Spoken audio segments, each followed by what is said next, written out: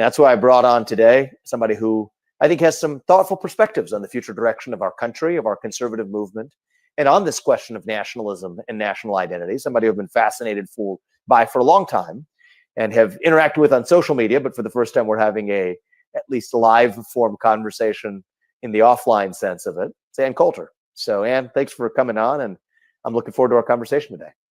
Me too. Thanks for having me. That was a fantastic opening monologue. I too am a fan of yours. I'm going to make a point of disagreeing with you so that it will be fun. You are so bright and articulate, and I guess I can call you articulate since you're not an American Black. Can't say that about them. That's derogatory. And that was a great opening segment. Lots of things to talk about there. Oh, and I agreed with many things you said during, in fact, probably more than most other candidates when you were running for president. But I still would not have voted for you because you're an Indian. We'll get back to that. And that's why I brought on today somebody who I think has some thoughtful perspectives on the future direction of our country. He sat in his face and told him, I would not have voted for you because you're an Indian. And where do we even go from there? Where do we even go right, Mike V? Wow. Where do we even go from there? This is getting worse and worse and worse. And Stevie Wonder's Higher Ground. He says, what do you tell sleepers? Stop sleeping. I mean, come on. This is crazy. They have really taken over and have come out of the come down from the mountains, pull the sheets from over their heads. This is who we are.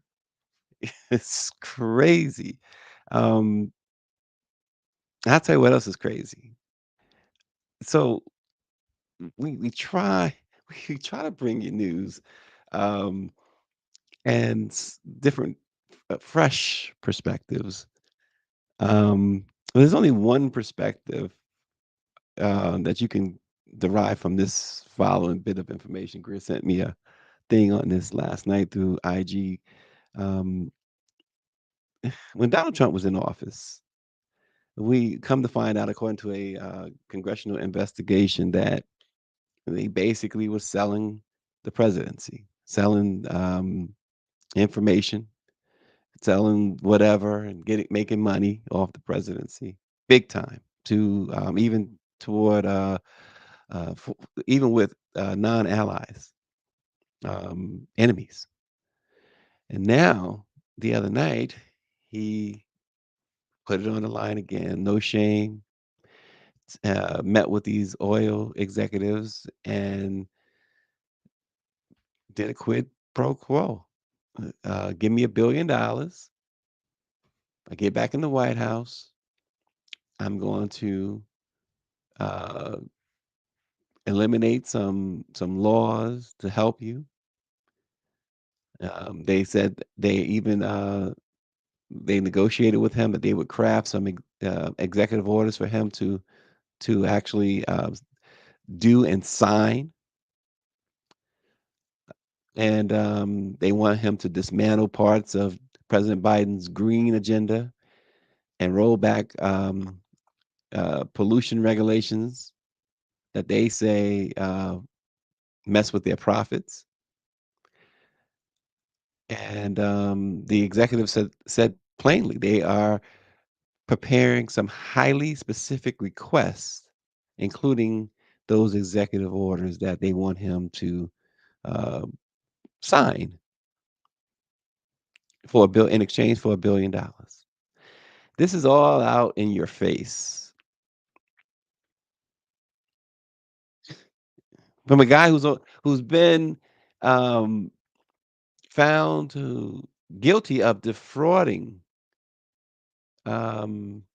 insurance companies, banks, and other financial institutions in New York. And the judge slapped nearly a $500 million fine, if you will, fine, or ordered him to repay, and he's front runner to be in the White House. Make it make sense. But this is the direction. You see Ann Coulter, Vivek sitting there just like the stone cold uh, idiot that he is, and allowed her to talk, to be as racist as you want to be. They are they have dismantled affirmative action. They have gotten rid of DE and I. Um, these last few years, where these promises were made in 2020, we talk about it so much. They have, in a hurry, quick, fast, gotten rid of uh, DE and I and other programs. The Fearless Fund. Austin says that Ann Coulter's insult didn't even register with Vivek.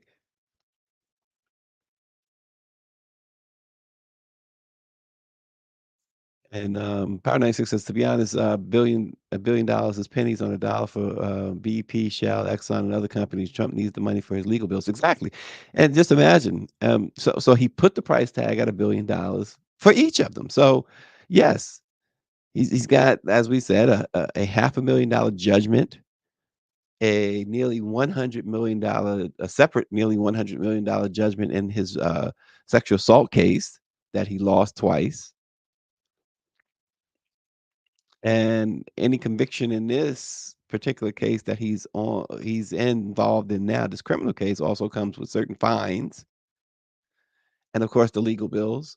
And famously, Rudy Giuliani despite him still like the rest of the Kool-Aid drinkers still sticking close to Donald Trump, still complains that this guy never paid millions of dollars in legal bills, and Giuliani's claiming bankruptcy. He's claiming that he's totally broke, while Trump entertains these guys at his home in Florida. And again, to show you the privilege, just so you understand, this took place on Wednesday. Why did it take place on Wednesday? Why is that significant? Because during his criminal trial, if Power 96 was on trial, Mike V was on trial, if I was on trial, um, it would be Monday through Friday, every single day. But the judge in this case granted Trump Wednesdays off to do whatever he liked, to campaign, to go do plot more crimes down in Mar-a-Lago. Not not anybody else. And so when they say, "Oh, you know, I don't know why they treated him like," he is being treated perhaps better than any criminal defendant in history. There's no question about it. There's n Name me another criminal defendant. Find me another criminal defendant throughout the annals of American history that have been treated, judges chastising them like one of them, like a parent, but one of them parents who don't know what else to do, and it's too weak to really put the hammer down, as Bernie Mac say, hit him with into the white meat show. Um, he's like, "Oh, please stop making noise. Please stop cursing in court.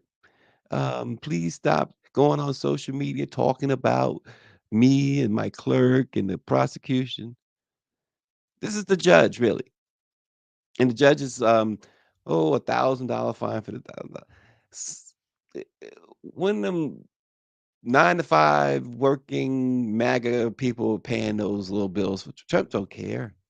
These guys are foregoing paying their rent and helping Trump pay pay these little so-called fines. Oh, I'm gonna throw you in jail. I'm gonna take away your TV. That's all it's about. And you're gonna tell me that this guy, this is what people, it's cringeworthy when folks say, "Oh, I just think it's crazy that they got this. He's a presidential candidate. He's a former president, and they're just doing this politically. No, they're not. First of all, Democrats don't have the heart to retaliate politically against anybody. They've never had. They don't have the gumption. You know what I really want to say. That's first and foremost.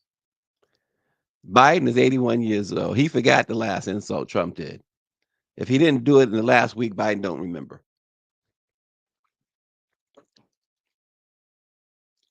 I mean, come on. The Democrats. It's amazing to me that the president and his campaign have more vociferously been going after Trump, and in some cases making fun of his trials. It's still not showing a whole lot of, taking it. If it was if the shoe was on the other foot, believe me, look at the Hunter Biden situation. Look how they have played that up. The Republicans have. If the shoe was on the other foot, if Biden was the one on trial, they would be killing him. They would set up at the courthouse. The Republicans, they would have people set up at the courthouse, getting footage, making commercials, campaign commercials every single day. This is the guy you want. This is this guy. He's in criminal court. He's Bob. Whatever. They would come and they would come up. Trump would come up with some great slogans.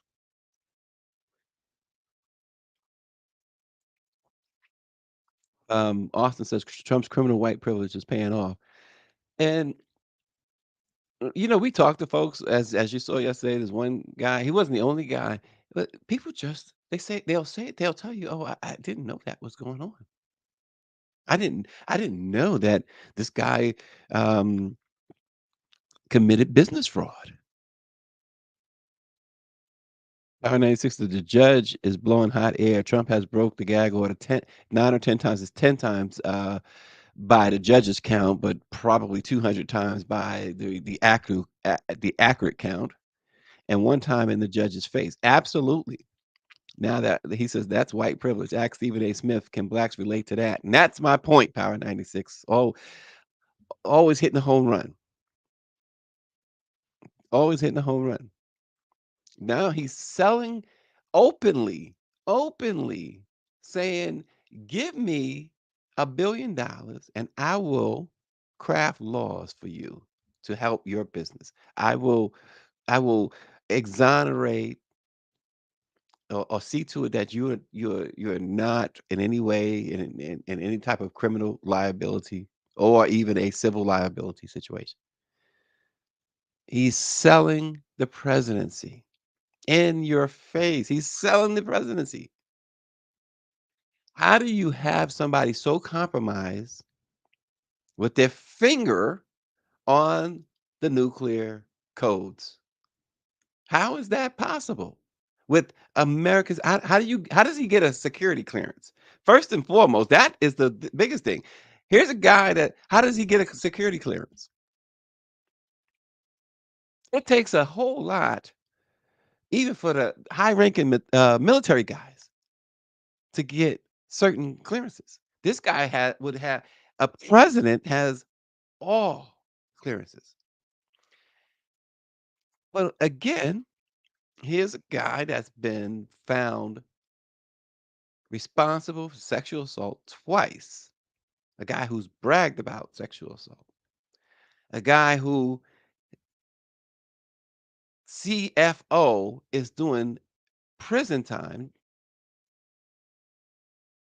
at because according to trial testimony, Trump ordered him to do X, Y, and Z with play fast and loose with the books.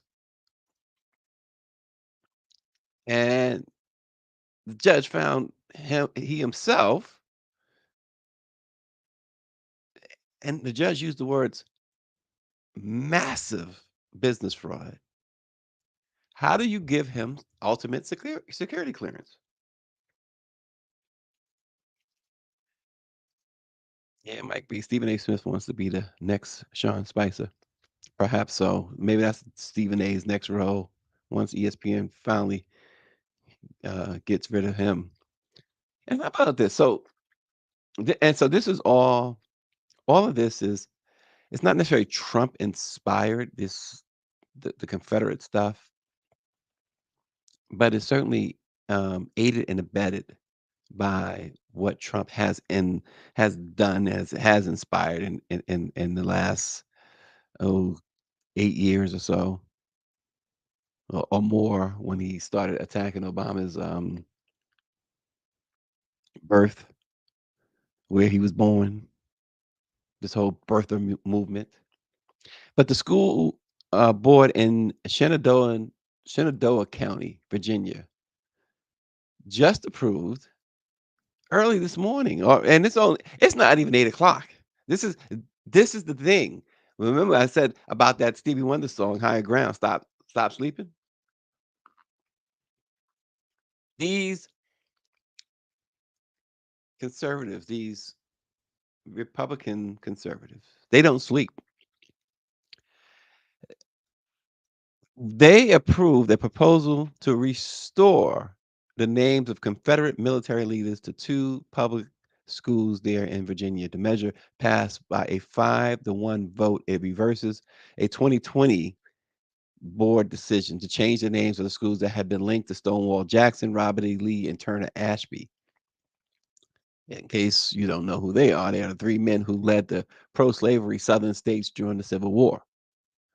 Mountain View High School will go back to the name Stonewall Jackson High School. Honey Run Elementary School will go back to the name Ashby Lee Elementary School. And this was, again, I keep talking about this, that whole thing with George Floyd, after he lost his life. Um, that was a moment with all of the protests and that was a moment. It wasn't a movement. I said it then. I keep saying it because it's true. Because the board stripped their names after all these protests erupted because of the police killing of George Floyd. And supposedly it fueled a national racial reckoning. It did for 5 seconds. The calls for racial justice and equity inspired communities to remove Confederate symbolism and statues of Confederate generals. And we never, how do you forget the young lady, somebody say her name, that climbed the pole up down south and pulled down the Confederate flag? And how for a hot moment, she was the hot topic. But down in Virginia, Shenandoah County, the conservative group Coalition for Better Schools.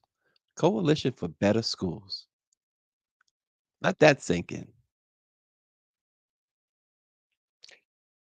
And so Power 96 again.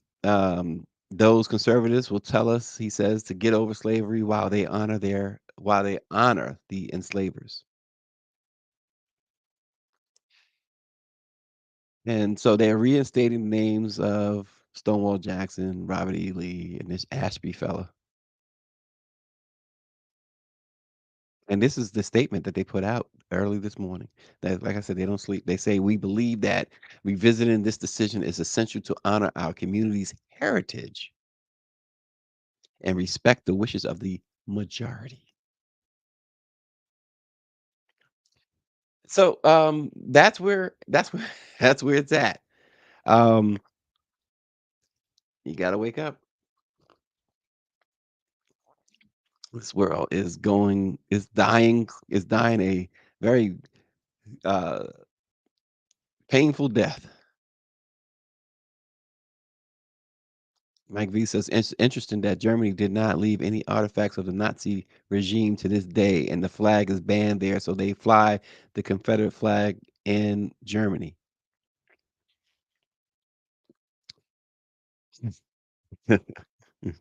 It's just too much. It's too much. I'm getting tired. I'm ready to throw in the towel. I got to get out to Louisiana. I got to go hang out with Power 96 because I'm getting tired. Power 96. This stuff is killing us. It really is killing us. Ohio's top lawyer has advised the state's public universities, and here's another thing. Here's another thing. Um, that a law written to deter KKK demonstrations could be used to impose felony charges on students who wear face coverings while protesting the war in Gaza.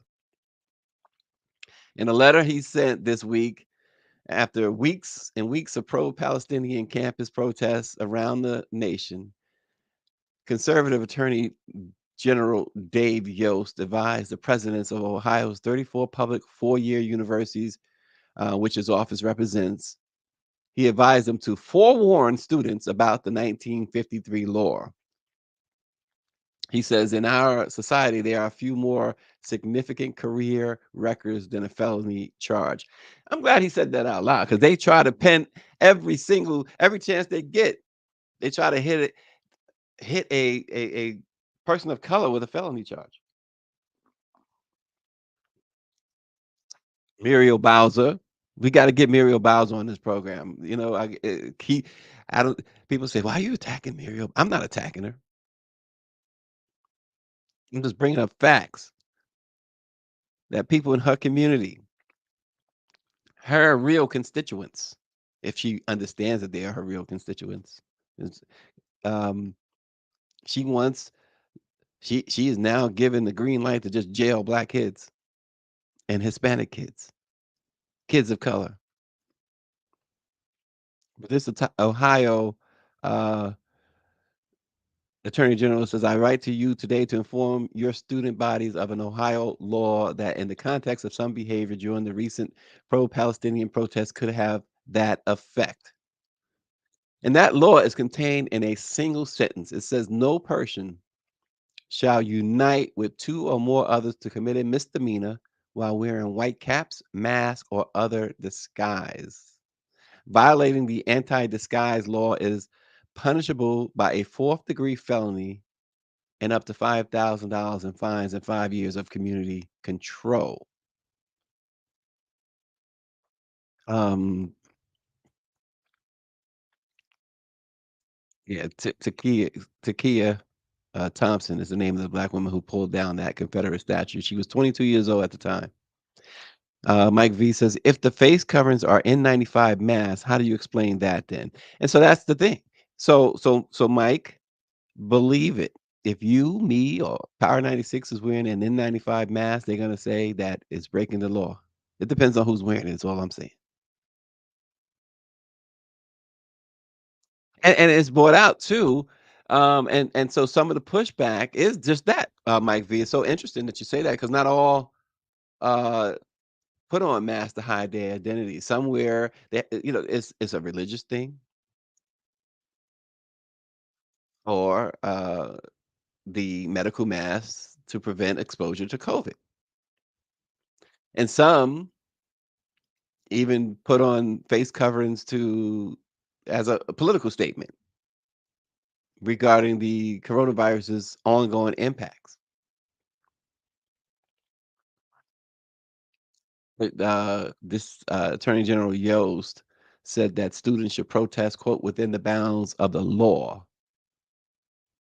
And he says they should not use the First Amendment as a sword against fellow students and own their advocacy and avoid wearing masks. I see Yost took his mask off. That hood, he took the hood off, right? Good grief. And all this against the backdrop. Again, we've talked so much also about um the damages that we talk about reparations and the damages that we still incur because of the transatlantic slave trade. Mike V says the Patriot Front had face coverings, hopped out of U-Haul trucks last year and harassed black folks in Philly and Boston and New York, and no one did anything. But we talk about the lasting effects of the transatlantic slave trade. And the American Cancer Society has decided to embark on an unprecedented initiative that will span 20 states, including DC, Maryland, and Virginia, where they will investigate the troubling disparities in cancer survival rates among Black women. And here's the thing, despite overall declines in cancer deaths, Black women continue to face disproportionately high mortality rates. Every time we talk about people of color, it seems that word disproportionate has to be used. So the American Cancer Society has unveiled a new Voices of Black Women study and website to go along with it. Um, Dr. Lauren McCullough, who's the co-principal investigator and visiting scientific director at the American Cancer Society, said while cancer deaths have declined, Black women maintain a high death rate. With few exceptions, Black women are more likely to be diagnosed with late-stage cancer, aggressive tumor types, and have higher cancer-specific mortality rates than other women. And Dr. McCullough said that this disparity is especially pronounced in breast cancer, where Black women face a 40% higher mortality rate than white women, despite having a lower rate of diagnosis by 4%. Moreover, Black women are 60% more likely than white women to succumb to cervical cancer and nearly twice as likely to die from endometrial cancer. So the key, one of the keys anyway, here is that very late diagnosis. For some reason, medicine, American medicine, American medical folks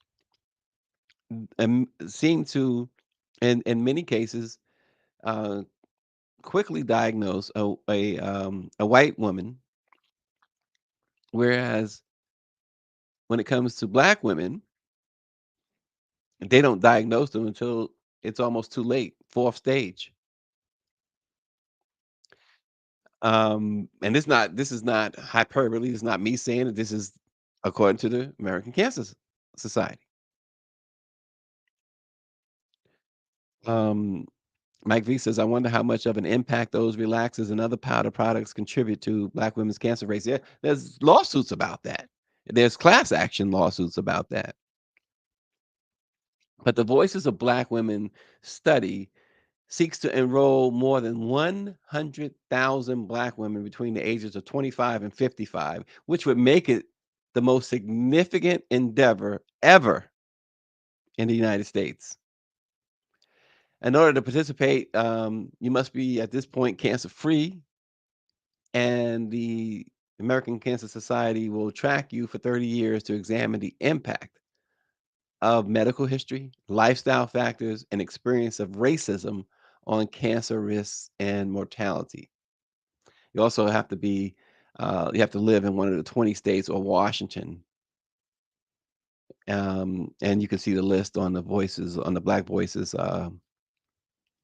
website of the states involved. Um, but they picked those 20 states and Washington because the American Cancer Society found that more than 90% of the U.S. population of Black women ages 25 to 55 are in those particular areas. They say they want to confront historical injustices in medical research. And we know that that's often excluded or exploited Black participants. Well, I mean, come on, Tuskegee, Henrietta Lacks' cell, and we can go on and on, right? But those are the biggies. And again, like I said, this crazy world,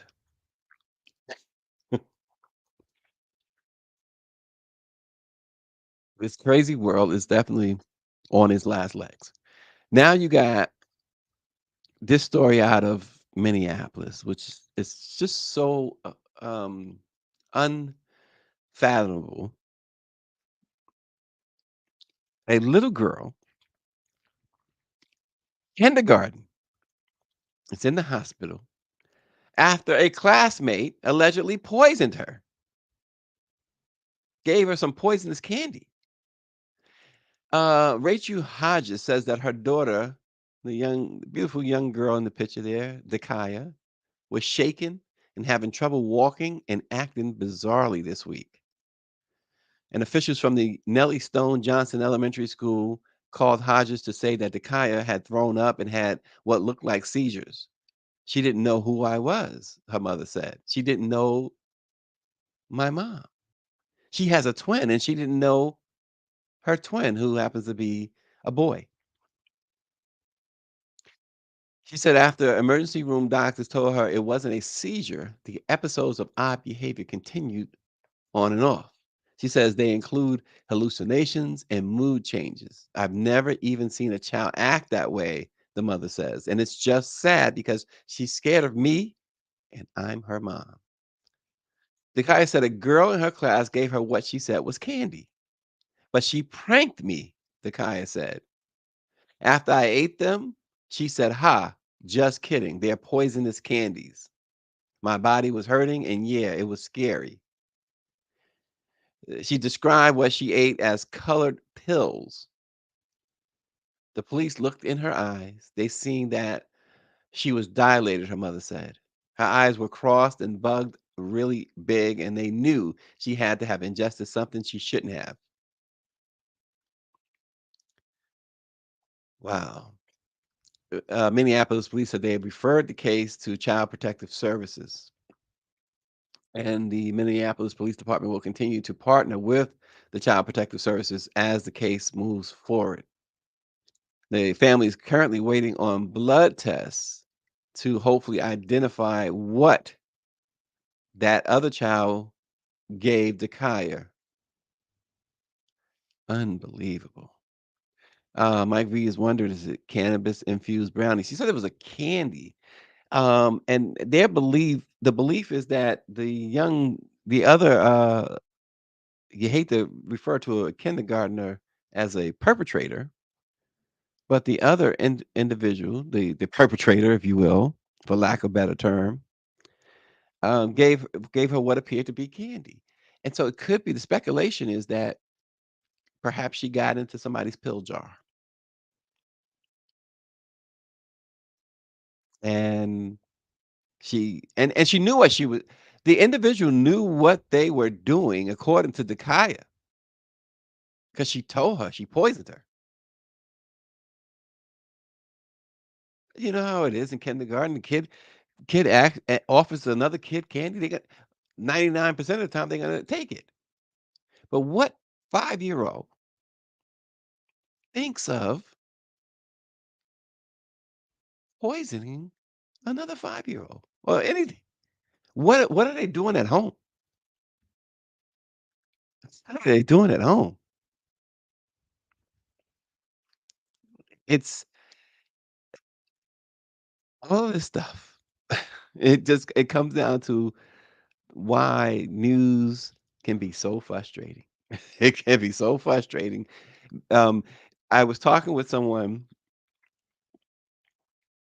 who I respect a great deal, and we were talking about the news business, and I was saying, he was saying how it's just so much, and I said, what's interesting is um, it's so much that doesn't get reported. That's even more scary than the things that do get reported. And that's why I get when Dr. Nicole says, "Oh, you were talking about Trump," so I had to walk away for a little while. Because it's a dominating thing. Is it the most important thing? To some it is. Who wins the election. But then you're burying this wall-to-wall coverage when really this guy shouldn't even be in the race. And in all actuality, look, at 81 years old, President Biden shouldn't be in the race either. And I get it. I get it. What he says about age and experience, and we don't want to get into the whole ageism thing. It's not right. It's not fair, particularly as they're trying to the conservative folks, the Republican folks are trying to get rid of Social Security and other um, these other things that help the elderly and seniors. So the president, I mean, not that he would be affected, but at the same time, you don't want to set a precedent with ageism, right? But this stuff, there's so much other stuff like this little I say little, but this topic that we just talked about with the young kindergartner in Minneapolis. It gets that stuff gets buried because you got a stark raving maniac running for president who is threatening to upend not just the world for black folks and Hispanic folks, but folks the world over. Like I said yesterday, Greer and I talked to these two guys from Norway yesterday, a country that he's favorable, Trump is favorable to as far as his immigration policy, and they were incredulous. They pretty much said Americans. I mean, they didn't say this, but you can derive from it that Americans are just silly, it's stupid. How do you allow this to happen? Is what they were saying. And then they were so. One of the guys, he exaggerated a bit, but he's like, "You got billions of people voting for him. It's not billions, but you know, one one vote seems like a billion when it comes to somebody like that." And then you got others. We had another guy who was talking about the lesser of two evils, but that's something because I heard that a lot. That's one recurring theme in U.S. presidential elections, at least in my lifetime. And Cedric Richmond, who Democrat, works on the Biden campaign, he was very, very um, forceful in saying this is not about the lesser of two evils. You got one evil here, but you get why someone from a foreign country, like I said, when we was overseas earlier this year, two different countries the people in two different countries said the same thing that the guy in Norway was saying. The guy from Norway was saying, "What's wrong with you people? How could this guy be? How could that possibly be? Aren't you guys the United States of America? America has never been united, not since slavery. They were united in that. Yeah, Lincoln did the Emancipation Proclamation because he didn't want to lose to the South. Isn't that interesting? Let me get some black bodies so I don't lose. It's the same thing with everything else. You want to win, you get some black folks. It's amazing with all of the. I mean, adversity is really understating what people of color in this country have had to endure for centuries. It's understating it.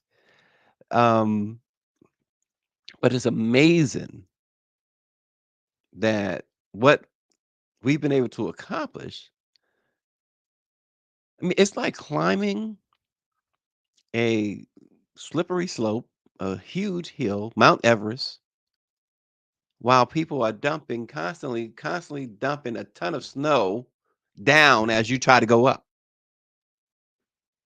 That's what it's like here for people of color in this country and has always been that way. And yet we continue to climb toward the top.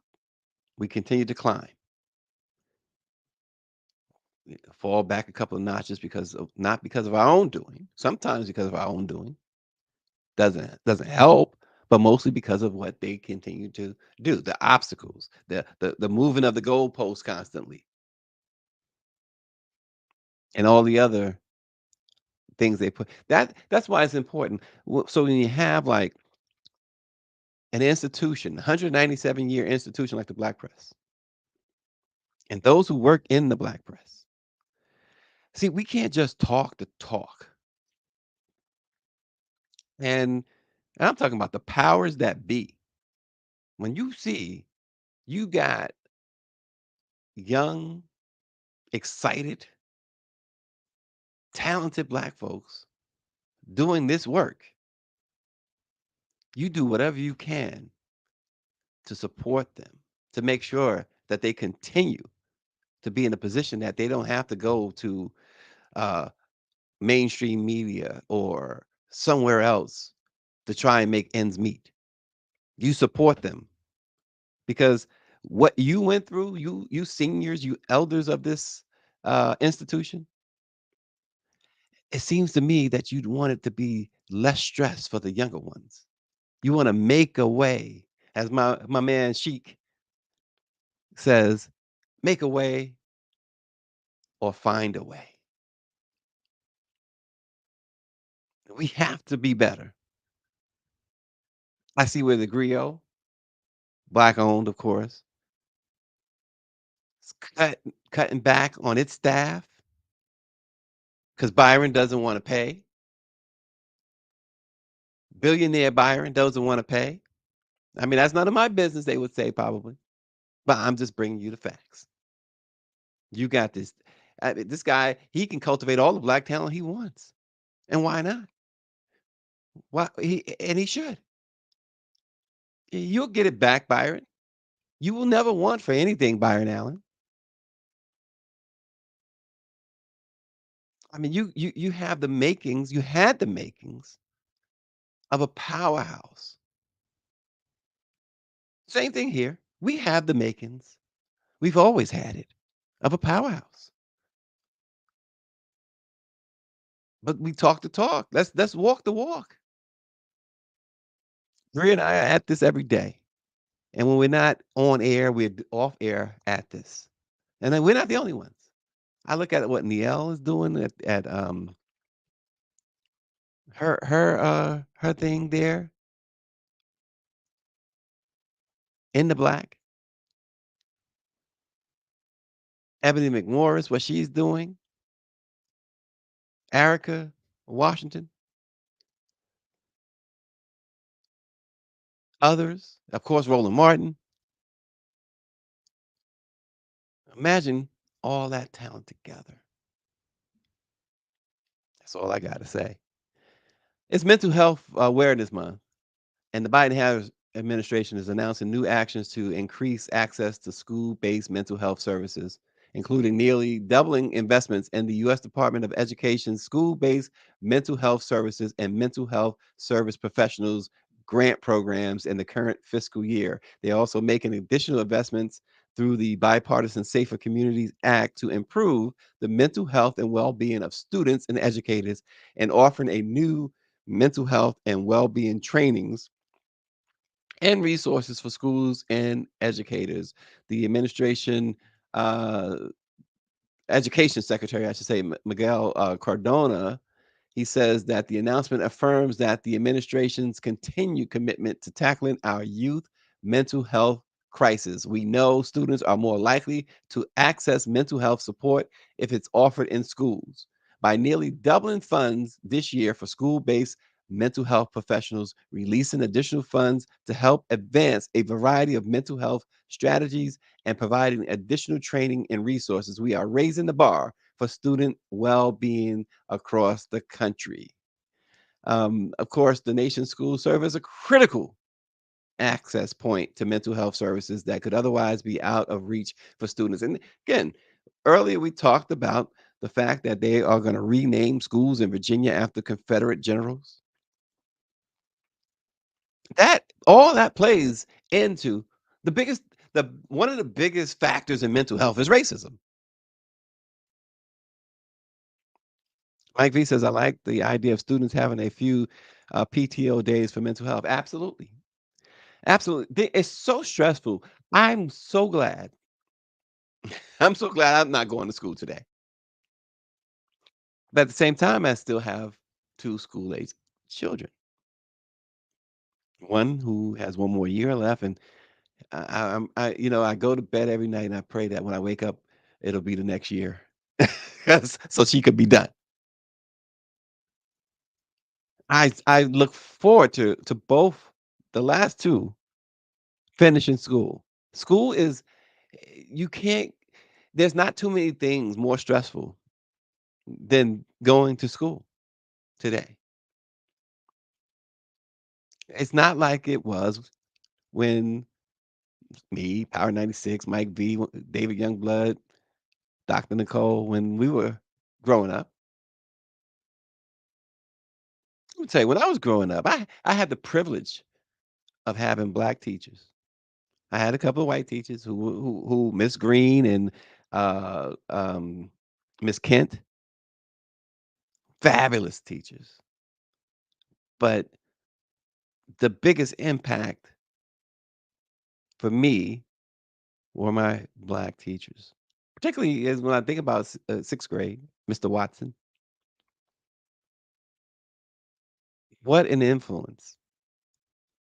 And the one thing I remember so well, I remember my elementary school teachers more than I remember a college professor or a high school teacher. But one of the things with Mr. Watson, his name was George Watson, and he would be perfect today for young ones and for everyone because he saw all of what we see now. He articulated it back, and I'm going back, and so I'm gonna just tell you, I'm talking 1980, 1980, and this fabulous, phenomenal educator talked about white supremacy in 1980. He talked about the Confederacy and white nationalism in 1980. Now, as a sixth grader, 12 years old, 11 years old, um, some of that stuff, okay, you get it, but you don't really get it. And he talked about a time where there would be somebody like a Donald Trump who would captivate half this country. And of course, he didn't name Trump by name. I mean, we in New York, we knew Donald Trump then, but we didn't know Donald Trump. Um, we knew he was racist, but it was like, so is every other businessman in New York. But this man talked about sitting up straight, which I still don't do. Holding your head up, being accountable. He talked about and being strong. He was from Jamaica actually.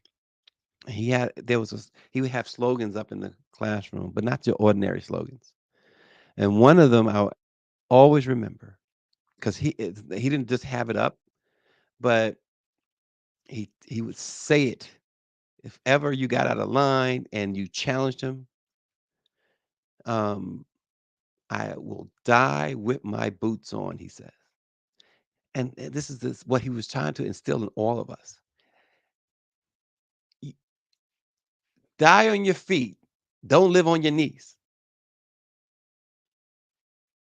And he was trying to, you have all these strikes against you.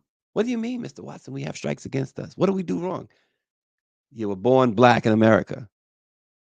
That's what he would say. You were born black in America. So you start off in the hole, behind the eight ball. Get it together. You have to be better. You got a 95 on the test. You got to be better. Mr. Watson's a 95. And he calls by our last names Brown, Boyd. I mean, he would, And then he'd do this, and you just knew he was gonna break something down for you, if not break you down. But here's why you could have done better than that 95. He didn't just say you could do better. Here's why you could have done better than a 95. And when he explained it, you're like, okay. And the great thing about it, it wasn't great back then, but if you came back with another 95, that means you didn't listen to him. Now you're in real trouble. Now he's gonna give you extra work. If you didn't come back with 100, or at least a 98, 99, he was not going. I mean, this guy was what we need today. What we don't have in the education field. We don't have, first of all, teachers are disgruntled, rightfully so. This this enchanted, rightfully so. But we don't have teachers of color. I was so happy. Because my wife and I go to our parents teachers meetings all the time. When we went the beginning of this school year, and they were actually one of my daughters, or both of them, I think, teaching Black history. And not only that, something that Mr. Watson talked about, financial literacy. And my girls love it. They love it. My 17-year-old went out and did something that I did when I was her age. And actually, it was a couple of years before her, but um, she got a job at the baseball stadium. She was so thrilled about it. And I said, Paris, you know what? My first job, my first real job was at a baseball stadium.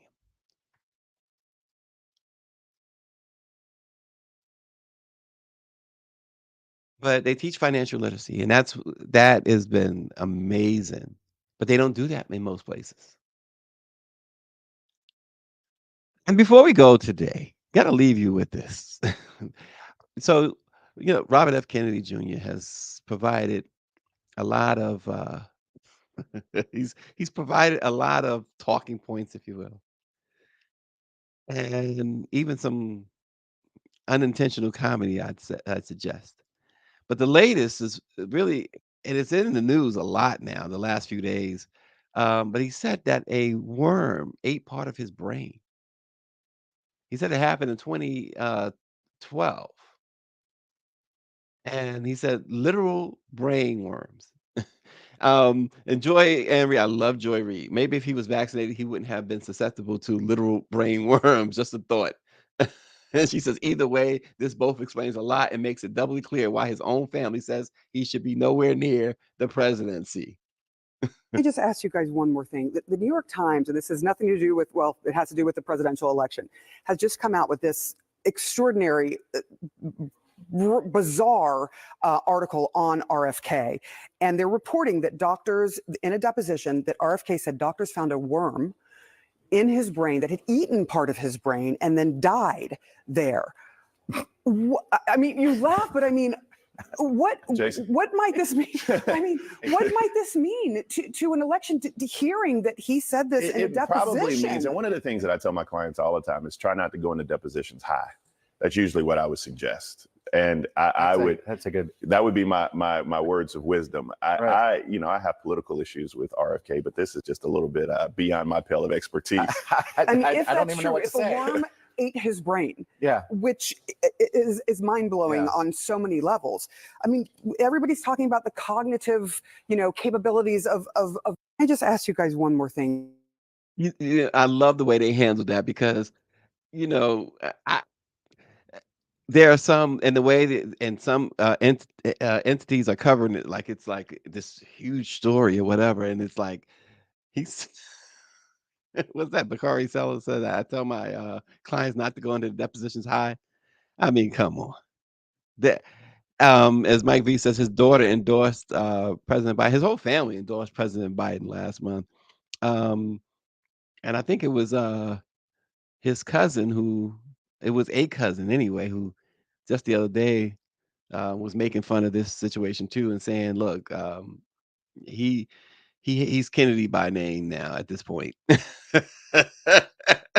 They're doing the whole disowning thing on RFK Jr.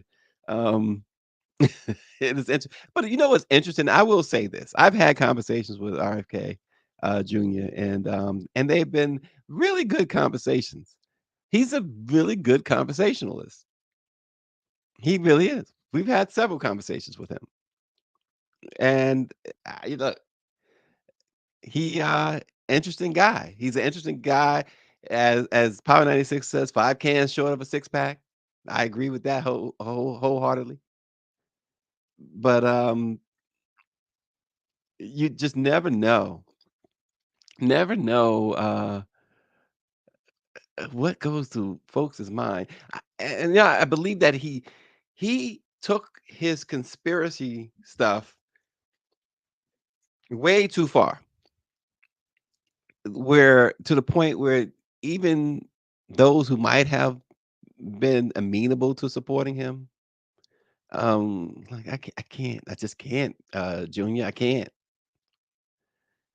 But now to make matters worse, he's linked up with all of the MAGA folks now, and um, he even hired just the other day not only an election denier, but somebody who attacked the Capitol on January 6th.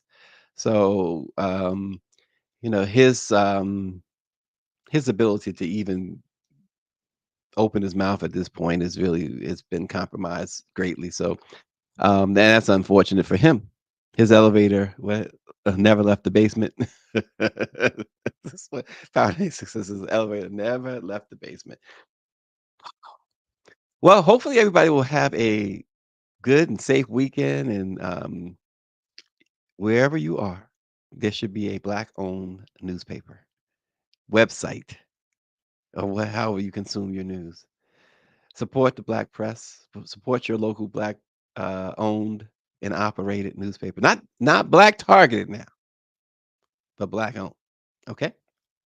Make it a point to do that this weekend, and do so. Start off by going to our YouTube page, the Let It Be Known's YouTube page, and hit subscribe and tell everybody about it, and tell them that you will give them $1.10 if they subscribe as well.